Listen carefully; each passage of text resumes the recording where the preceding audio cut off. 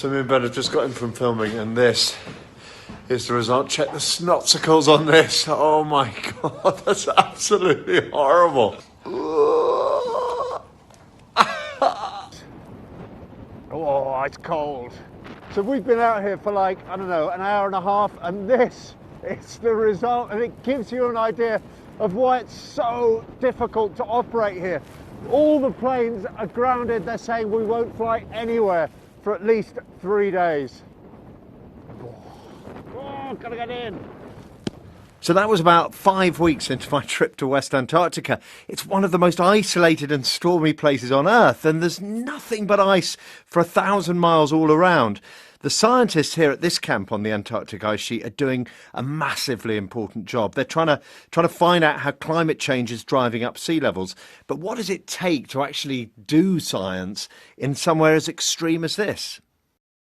So it's taken loads of preparation just to get the scientists out here. There were 2 ice-strengthened British ships that brought hundreds of tons of fuel and cargo to a remote ice shelf. Then this team of specialist snow vehicles dragged it overland.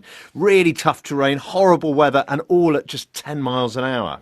The Thwaites collaboration is the biggest field programme ever conducted in Antarctica. These vehicles have transformed the science that we can do, increasing the scale, the number of people and the number of scientists we can bring to bear on these problems. So driving across 800 miles of featureless Antarctic ice and transporting 650 tonnes of cargo to this site is a tremendous operation. The US, they provided the planes, flying the scientists and their equipment, ferrying everything down to the camps at the front.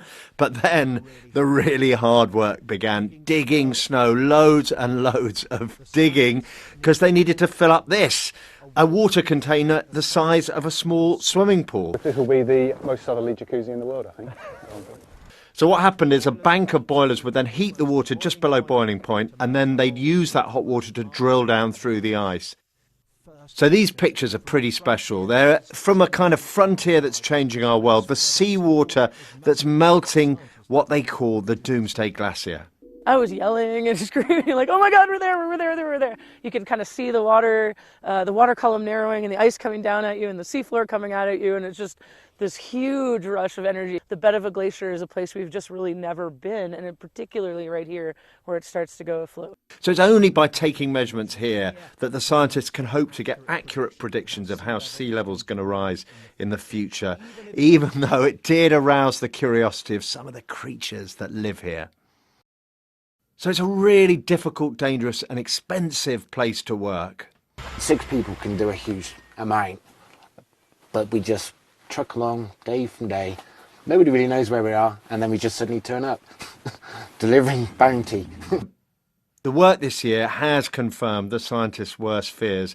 Warm seawater is melting the ice of West Antarctica, and it's doing so increasingly rapidly, raising sea levels worldwide. So what do we do? Well, we've got to think about reducing greenhouse gas emissions, but also we've got to think about preparing for the rising oceans we are going to face in the decades to come.